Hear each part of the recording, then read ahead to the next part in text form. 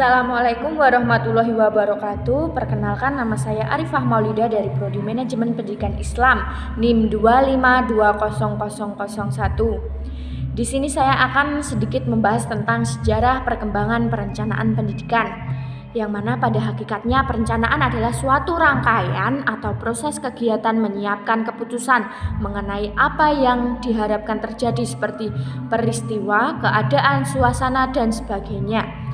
Perencanaan bukanlah masalah kira-kira atau manipulasi ataupun teoritis tanpa ada fakta atau bukti yang konkret, tapi persiapan ini perencanaan harus dinilai karena sangat menentukan keberhasilan dari suatu program. Dalam bidang apapun, perencanaan merupakan unsur penting dan strategis yang memberikan arah dan pelaksanaan kegiatan untuk mencapai tujuan atau sasaran yang dikehendaki. Dalam bidang pendidikan, misalnya, perencanaan merupakan salah satu faktor-faktor efektivitas keterlaksanaan kegiatan-kegiatan pendidikan untuk mencapai tujuan pendidikan yang diharapkan bagi setiap jenjang dan jenis pendidikan pada tingkat nasional maupun lokal. Suatu kegiatan pasti didasari dengan sebuah rencana. Begitu pula dalam dunia pendidikan, dengan adanya perencanaan akan diketahui bagaimana proses pendidikan akan dilangsungkan sehingga tujuan pendidikan akan tercapai.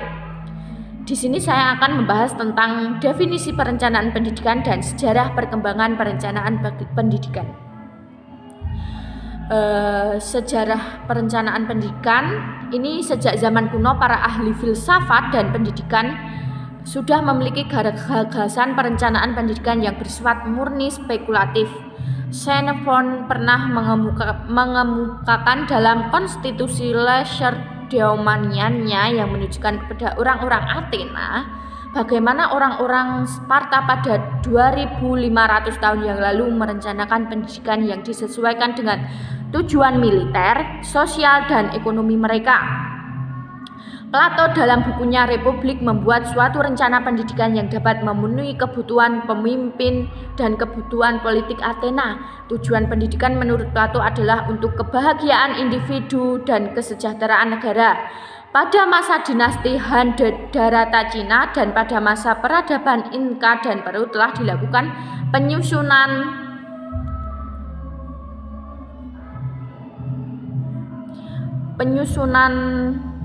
satu rencana pendidikan. Pada zaman Renaissance, John Knox menyusun suatu sistem pendidikan nasional yang dapat dijadikan pedoman orang Scots untuk dapat menikmati kehidupan material dan spiritual. Ketika itu, Comenius telah menyusun suatu kerangka dasar organisasi sekolah yang bersifat terpusat. Pada abad ke-18 telah ditemukan berbagai karya yang berkaitan dengan rencana pendidikan, dan yang paling terkenal yaitu Perencanaan Univers di Rusia, Plan Univers for of Government di Rusia, karya Diderot. Pada abad ke-19 ketika lembaga-lembaga pendidikan persekolahan mulai didirikan, sudah terdapat beberapa perencanaan pembangunan sekolah dan perencanaan pendidikan guru. Tetapi belum digunakan konsep perencanaan sebagaimana yang dikenal dewasa ini. Setelah Perang Dunia I, Rusia dan rencana pembangunan 5 tahun 1923 ini merupakan negara pertama yang menerapkan konsep perencanaan pendidikan. Kemudian Prancis pada tahun 1929 melalui rencana yang disusun Tardieu. Amerika Serikat pada tahun 1933, Switzerland melalui Whelan Plan of Architecture pada tahun 1941, dan Puerto Rico pada tahun 1942. Setelah Perang Dunia II timbul dan berbagai pergolakan akibat meningkatnya pergolakan sosial dan ledakan penduduk yang tidak terduga, sedangkan sumber-sumber makin langka, beberapa negara di Eropa mulai memandang bahwa perencanaan pendidikan itu penting. Sejak itu, Inggris melalui Education Act tahun 1944 mulai menyelenggarakan kewajiban belajar di 146 daerah, di mana para pejabat atau administrator pendidikan diminta untuk mempersiapkan suatu perencanaan pembangunan pendidikan. 7 tahun kemudian, yaitu tahun 1951 di Perancis, membentuk Komisi Perencanaan untuk Pembangunan Sekolah, Univers, dan Ilmu Pengetahuan Seni, Commission to Plan Development Scolaire, Univers, Executive of Arts. Selanjutnya, pada tahun 1953, pendidikan merupakan bagian integral dari Rencana Pembangunan Nasional.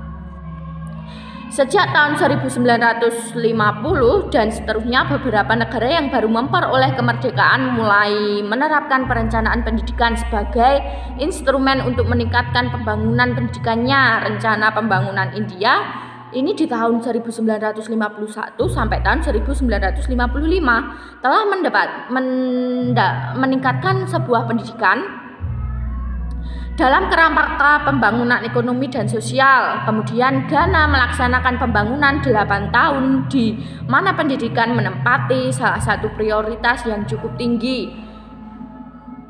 Dan pada tahun 1952 Bima mengesahkan rencana pembangunan pendidikan selama 4 tahun. Mulai tahun 1956 sampai dengan 1965 telah dilakukan berbagai konferensi, seminar, dan lokal karya baik pada tingkat internasional, regional maupun nasional sebagai tindak lanjut dan konferensi Santiago di Chili pada tahun 1962 yang kemudian diikuti dengan seminar Washington. Diadakan suatu studi tentang hubungan antara pendidikan dan ekonomi dalam kaitannya dengan situasi sosial dan kependidikan di Amerika Latin. Salah satu rekomendasi dari hasil studi tersebut kemudian dikenal dengan Deklarasi Santiago, di mana digambarkan suatu peningkatan proporsi pendapatan nasional sebesar 4% pada tahun 1965 dikhususkan bagi pembangunan pendidikan. Pada konferensi Santiago, titik berat masalahnya yang dibahas masih pada aspek komutatif, atau pada konferensi Buenos Aires tahun 1965 lebih ditekankan pada permasalahan yang berkaitan dengan isi, metode, dan evaluasi pendidikan. Konferensi Kanansi telah menghasilkan rencana kerja pembangunan pendidikan di wilayah Asia yang kemudian melahirkan Kanansi Plan yang berisi rekomendasi perluasan kesempatan untuk memperoleh pendidikan yang bagi usia sekolah dasar secara bebas melalui kewajiban belajar. Lalu konferensi Tokyo dimandat oleh konferensi Kanansi untuk menuju balik berbagai kemajuan dan kesulitan dalam pelaksanaan Kanansi Plan dan laporan studi pembangunan pendidikan dasar dalam rangka perencanaan pendidikan yang lebih luas dalam konteks perencanaan sosial dan ekonomi. Lalu konferensi Tokyo telah menghasilkan resolusi Tokyo yang merekomendasikan bahwa negara-negara Asia hendaknya dapat menyisihkan sekitar 5% dari GNP-nya untuk investasi pembangunan pendidikan. Sebagai tindak lanjut dari konferensi Kanansi di Tokyo pada tahun 1965, konferensi Bangkok dalam konferensi tersebut direkomendasikan suatu draft pembangunan pendidikan untuk diterapkan di negara-negara Asia mulai 1965 sampai 1980. Draft kemudian dikenal dengan Model of Asian Education Development atau disingkat dengan sebuah akrabnya ASEAN Model. Setelah melalui berbagai sidang intensif, pada akhirnya Sidang Umum UNESCO tahun 1960 memutuskan untuk mendirikan 4 pusat pendidikan dan pelatihan regional perencanaan pendidikan, yaitu The Regional Center of Education Planning and Administration untuk negara-negara Arab, Beirut tahun 1961, di Asian Institute of Education Planning and Administration di New Delhi itu tahun 1962.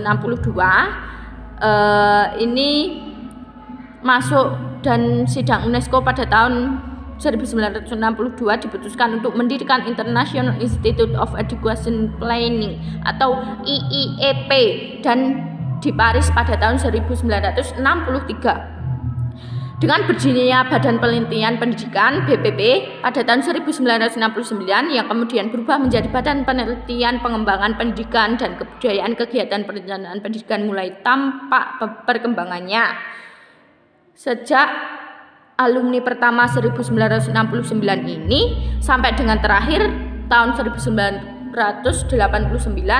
tenaga perencanaan pendidikan dari Indonesia yang telah mengikuti program pendidikan dan pelatihan di IIIP berjumlah sekitar 36 orang. Mereka sekarang bekerja pada unit per unit perencanaan pendidikan di tingkat pusat dan kantor wilayah Departemen Pendidikan dan Kebudayaan. Di samping mereka yang telah mengikuti pendidikan dan pelatihan perencanaan pada IIEP, telah pula dikirimkan sejumlah tenaga untuk mengikuti pelatihan jangka pendek seminar dan lokalnya yang diselenggarakan oleh UNESCO Regional Office for Asia and Pacific di Bangkok.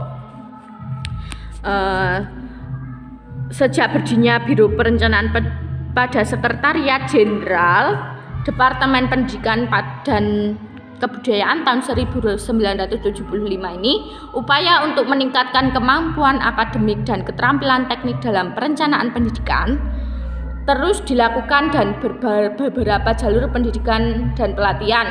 Jalur pendidikan dan pelatihan tatap muka, program perencanaan 1 dan 2 dilakukan melalui berbagai penataran, sedangkan jalur pendidikan dan pelatihan melalui media cetak dilakukan media sistem modul.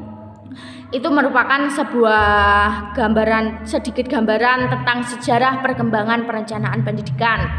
Jika ada banyak salahnya, saya mohon maaf yang sebesar-besarnya. Kurang lebihnya mohon maaf. Billahi taufiq wal hidayah. Wassalamualaikum warahmatullahi wabarakatuh.